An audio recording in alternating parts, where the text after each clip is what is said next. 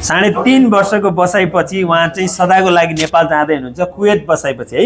उहाँ चाहिँ विशेष गरेर उमा निरौलाजी हुनुहुन्छ युवा शक्ति टिम कुवेतको चाहिँ एउटा चाहिँ सशक्त आवाज बुलन्द आवाज लिएर चाहिँ सदैव यहाँ रहेका व्यथिति विसङ्गति विरुद्ध चाहिँ लड्दै आउनु भएको थियो।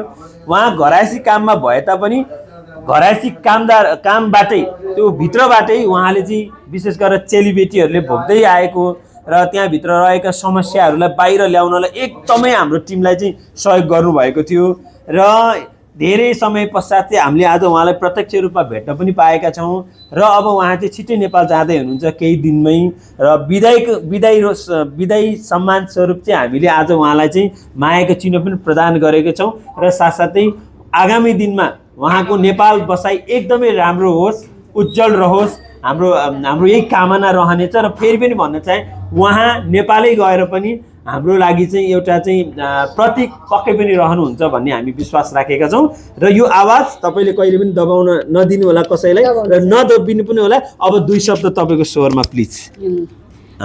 सम्पूर्ण युवा शक्ति टिमलाई धन्यवाद धेरै धेरै।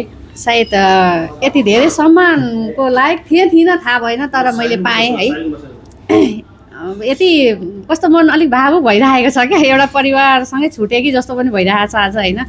तर अब घरभित्रको कामभित्र र भित्रैबाट पनि निकालेका आवाजले कति दिदीबहिनीहरूले राहत पनि पाए कति दिदीबहिनीहरूले सुविधा पनि अब जे होस् मैले गर्न सकेसम्म उनीहरूलाई देखाउने बाटो होइन उनीहरूलाई हरेक ठाउँमा मैले सकेसम्म पहल धेरैलाई गरेँ। अब तैपनि मैले आज यो कुवेतमा मात्रै नभएर भोलि म नेपालमा मात्रै पुगेर नेपालमा पनि बसेर हजुरहरूको लागि सदैव साथ सपोर्ट सदैव रहनेछ। मेरो आवाज यही हो। मैले अब हुन त म घरभित्र बोलेको मान्छे हुँ अहिले फिल्डमा म निस्किन नसके तापनि फिल्डमा निस्किएर बोलेका आवाज अलिकति फरकै पर्ला केही समय लाग्छ पक्कै अलिक मिठासै होला है।